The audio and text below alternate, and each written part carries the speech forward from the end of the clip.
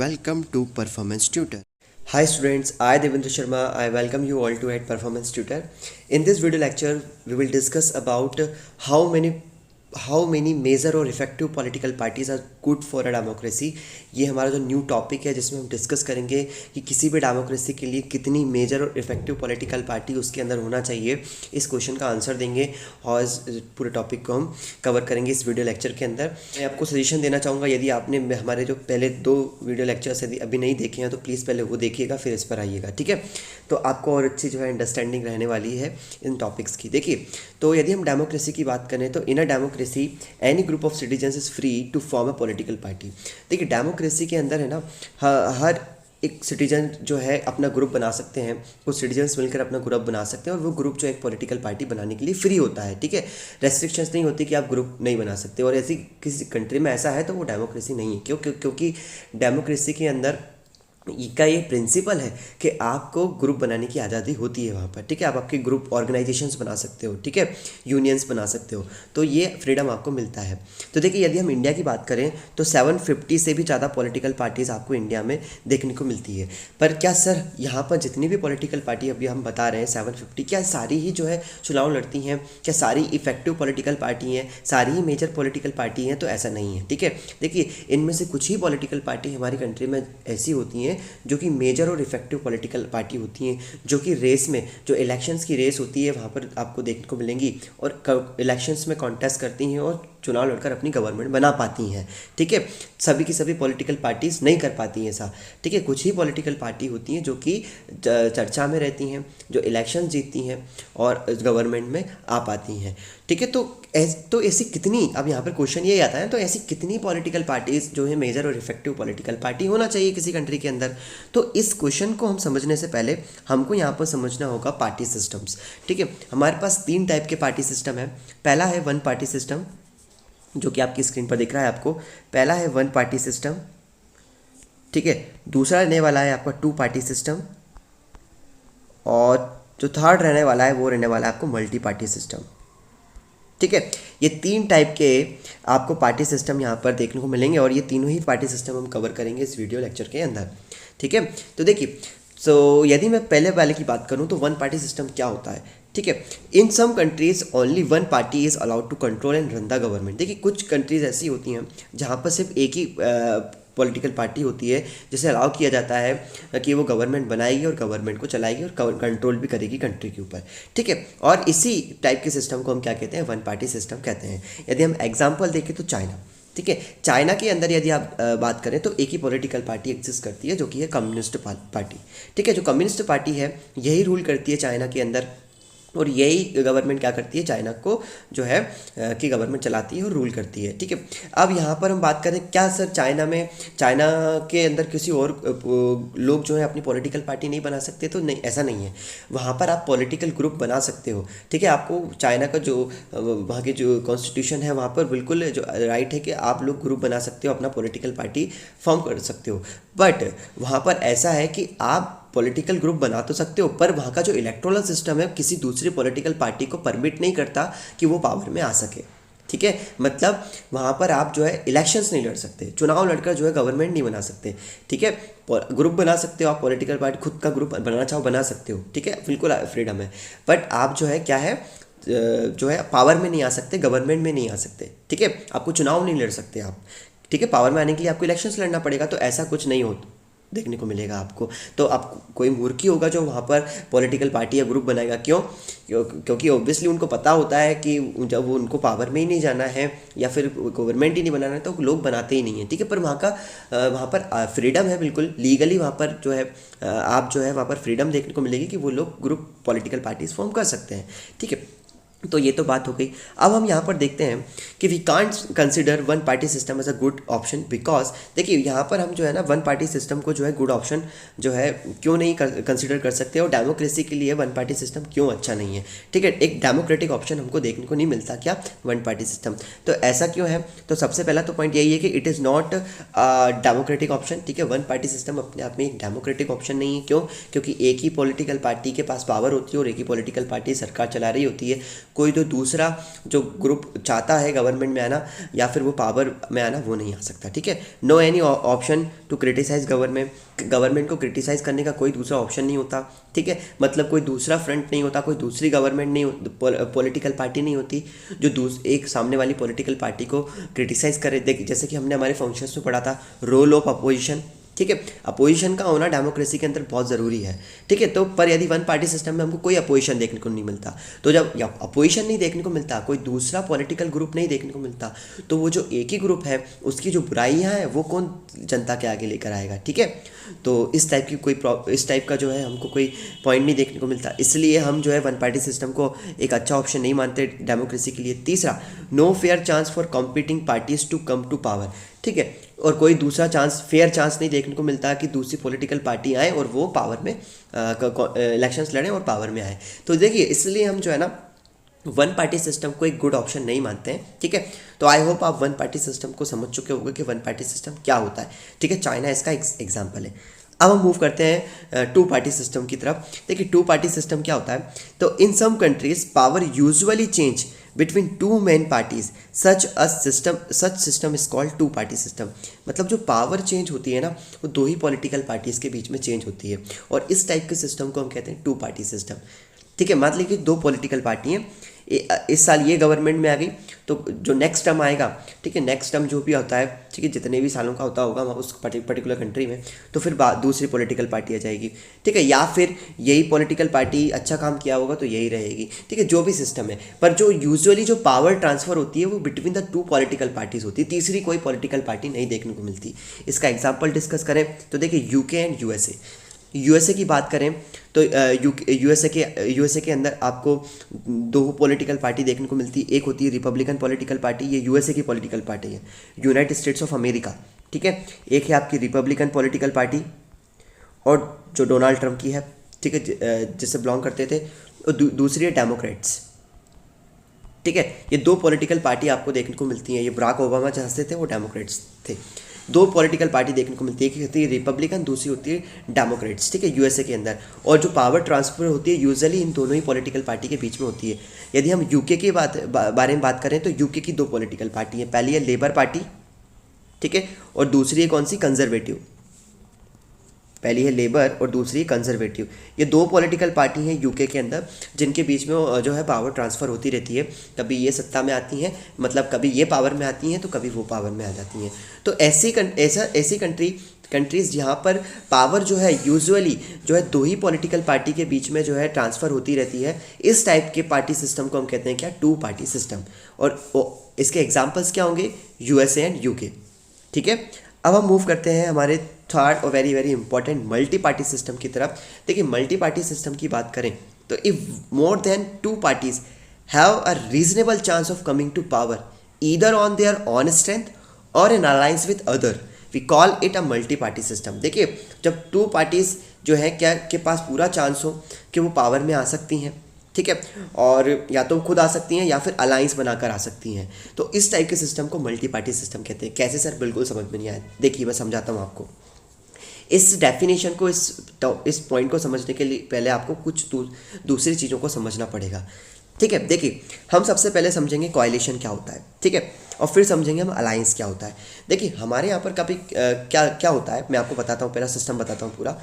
क्या कभी कभी क्या होता है कि मान लीजिए कि एक किसी भी स्टेट में या फिर नेशन वाइड इलेक्शंस हुए हैं, ठीक है, तो कभी कभी लोग जो पॉलिटिकल पार्टी है ना वो ग्रुप बना लेती हैं, ठीक है, क्या बनाती हैं, ग्रुप बनाती हैं, ठीक है, मतलब एक साथ इलेक्शंस में खड़ी होती है। जैसे कि आप बीजेपी की बात करो तो बीजेपी का ग्रुप है जिसे हम बोलते हैं एनडीए, नेशनल डेमोक्रेटिक अलायंस।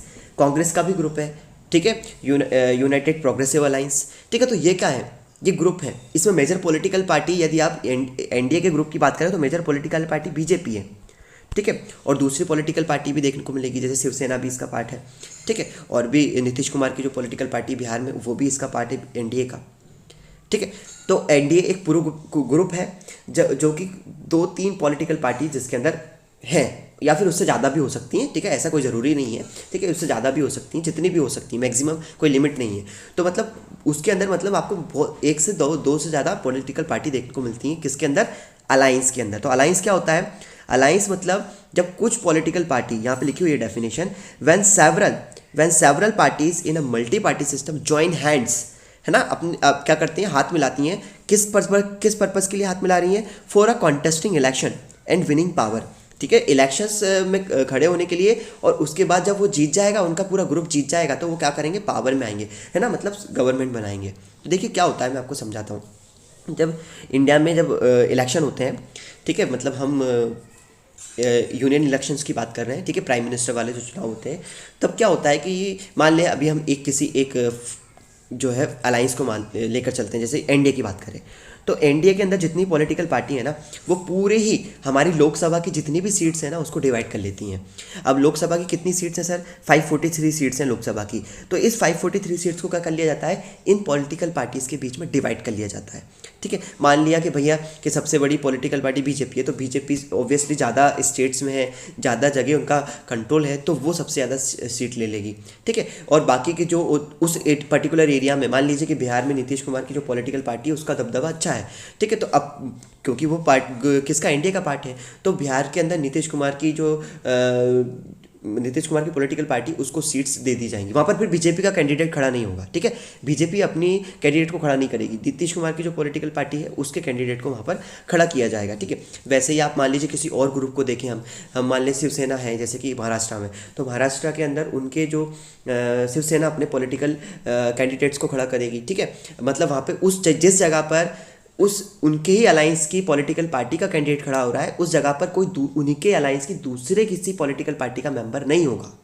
मान लीजिए कि ये कोई सीट है, यहाँ पर यदि मान लीजिए कि एनडीए के किसी पॉलिटिकल, इस अलायंस के, इस ग्रुप के किसी पॉलिटिकल पार्टी का मेंबर यहाँ पर खड़ा हो रहा है, तो वो बाकी जितनी भी पॉलिटिकल पार्टी है ना, जो कि इस ग्रुप का पार्ट है, वो अपना इस जगह पर, इस सीट पर, कॉन्स्टिट्यूएंसी पर किसी मेंबर को यहाँ पर खड़ा नहीं करेंगे। क्यों? क्योंकि फिर वहाँ पर वोट कटिंग होगी, वहाँ पर वोट कटेंगे। देखो बेटा, ये थोड़ा कॉम्प्लिकेटेड टॉपिक्स हैं, हम यहाँ पर ये नहीं देखना चाह रहे, पर मैं आपको अलायंस समझाना चाह रहा हूँ। हालांकि आप ये समझ गए होंगे कि मैं क्या बताना चाह रहा हूँ, ठीक है, कि अलायंस एक ग्रुप होता है जिसमें बहुत सारी पॉलिटिकल पार्टी होती हैं, और जो पूरे जब इलेक्शंस होते हैं, इलेक्शंस के पहले ही ये ग्रुप बनाया जाता है, और वो इलेक्शन में एक साथ जो है सब चुनाव लड़ते हैं, ठीक है। और इनका जब ग्रुप जीतता है, मतलब जो भी ग्रुप तो पहले से ही अलायंस होता है, तो ये अलायंस क्या करता है, गवर्नमेंट बनाता है, यदि ये जीत जाते हैं तो, ठीक है। यदि ये सारे मिलकर, इस एनडीए के सारी पॉलिटिकल पार्टी मिलकर यदि 272 प्लस सीट्स ले आती हैं, तो ये सब मिलकर क्या बनाएंगे, गवर्नमेंट बनाएंगे, ठीक है। ऐसा ही हर एक ग्रुप का आपको देखने को मिलेगा।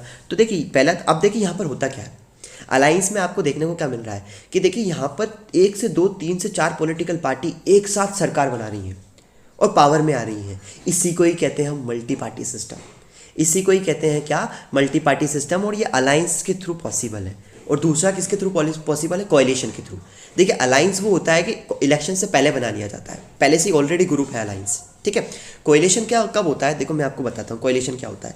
मान लीजिए कि 4 पॉलिटिकल पार्टी है, 1, ठीक है, 1 यहाँ पर लेते हैं हम, एक सेकेंड थोड़ा सा,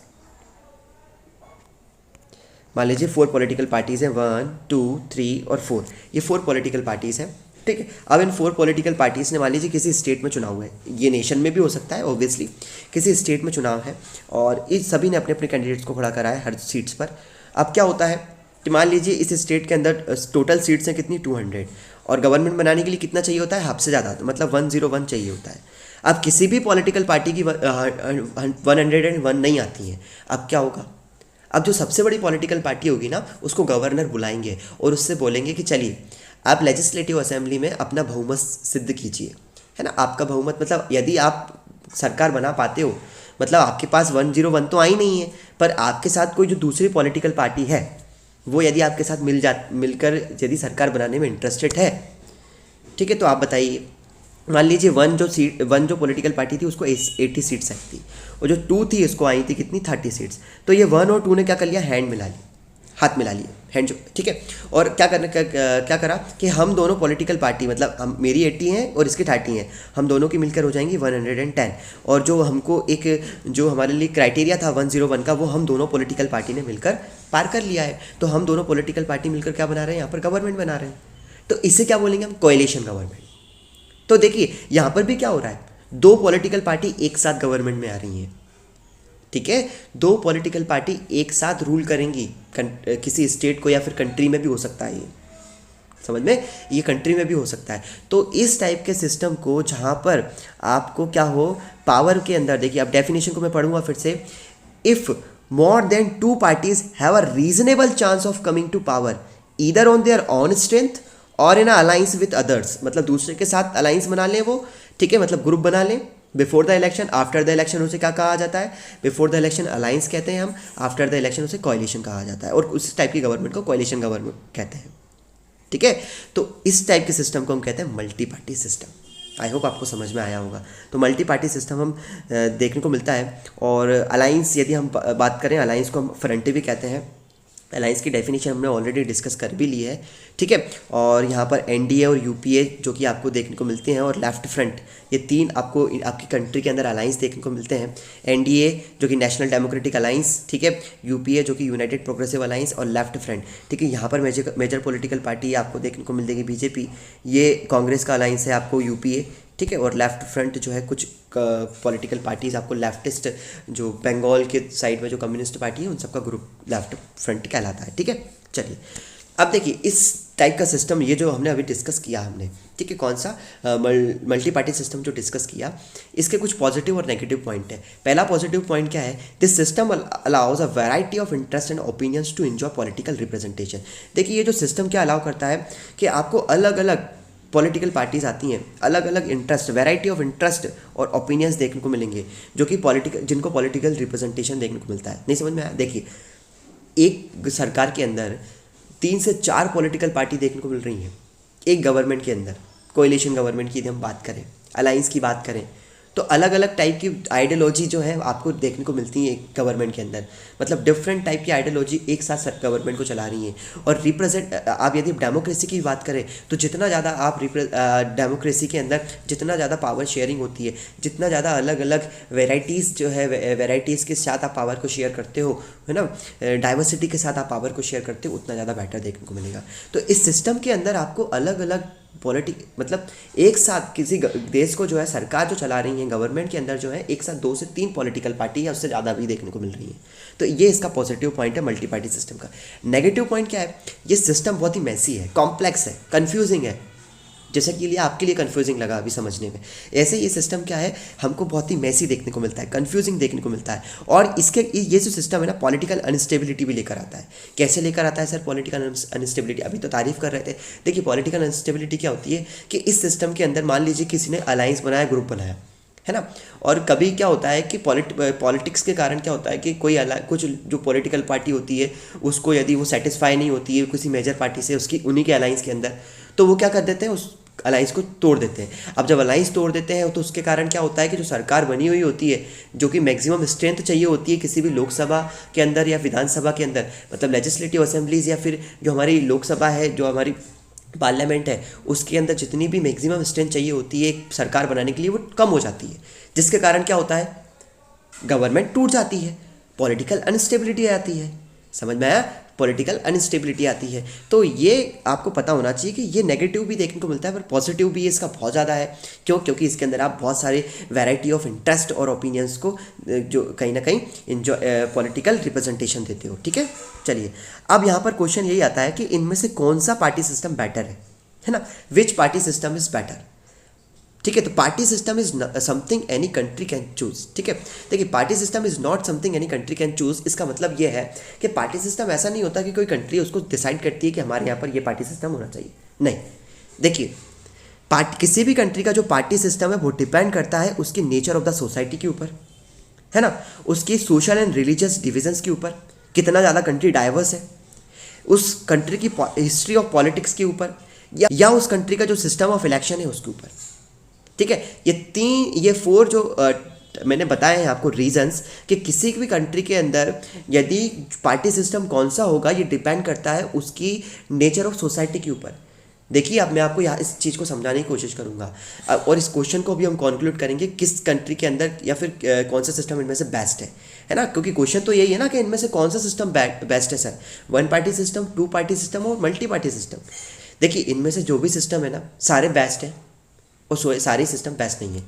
कैसे सर? देखिए ये क्वेश्चन ही गलत है अपने आप में पूछना कि कौन सा सिस्टम इनमें से बेस्ट है। देखिए चाइना की हम बात करें तो चाइना के अंदर वन पार्टी सिस्टम चलता है। चाइना के पॉलिटिक्स, चाइना की डाइवर्सिटी, चाइना की जो कल्चर, वहाँ का जो हिस्ट्री ऑफ पॉलिटिक्स है, उसके लिए वो सिस्टम बेस्ट है। हमारे लिए हम सोच लें कि हमारी कंट्री के अंदर हम वन पार्टी सिस्टम ले आए तो ये हमारी कंट्री के लिए अच्छा नहीं होगा। हमारे यहाँ पर डाइवर्सिटी बहुत ज़्यादा है और हमारी कंट्री के लिए हमारी जो हिस्ट्री है, हमारा जो नेचर है सोसाइटी का, उसके लिए हमारे लिए वन पार्टी सिस्टम बिल्कुल भी अच्छा नहीं होगा। ठीक है ना? चाइना के लिए वहाँ के लोगों के लिए वन पार्टी सिस्टम अच्छा है। वहाँ के लोगों ने उस सिस्टम से जुड़ चुके हैं, उनको कोई प्रॉब्लम नहीं है उस सिस्टम से, इसलिए उनके लिए बेस्ट है।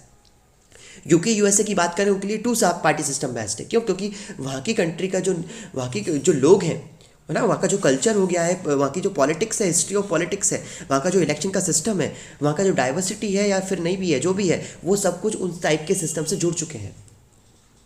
समझ में आया? तो उनके लिए वो बेस्ट है। हमारे लिए मल्टी पार्टी सिस्टम बेस्ट है। समझ में आया आपको?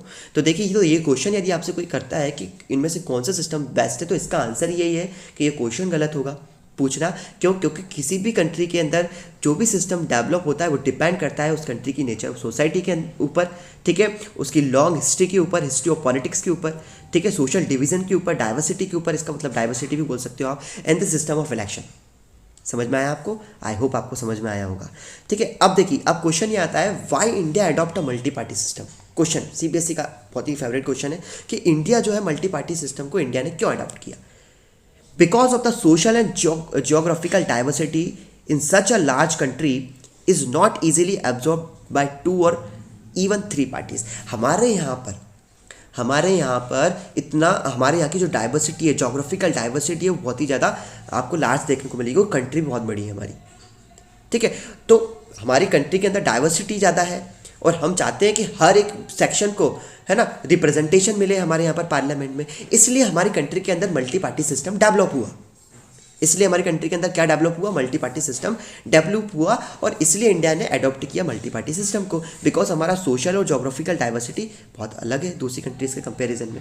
ठीक है, तो आई होप आपको इस क्वेश्चन का भी आंसर समझ में आ गया होगा। तो no system is ideal for all countries. ठीक है, जैसे कि आपको मैंने बताया कि देखिए ये डिपेंड करता है उस कंट्री की हिस्ट्री के ऊपर, उस कंट्री के उसका डाइवर्सिटी के ऊपर। ठीक है, इसलिए कोई भी सिस्टम इनमें से आइडियल नहीं है, सारे सिस्टम आइडियल भी हैं। ठीक है, वो डिपेंड करता है उसकी कंट्री के नेचर के ऊपर। ठीक है, तो आई होप आपको समझ में आया होगा one party system, 2 party system, multi party system, और why India adopt multi party system, इनमें से कौन सा पार्टी सिस्टम बेस्ट है, इसका भी हमने आंसर दिया है। अलायंस क्या होता है ये भी हमने डिस्कस किया, कोएलिशन क्या होता है ये भी हमने डिस्कस किया।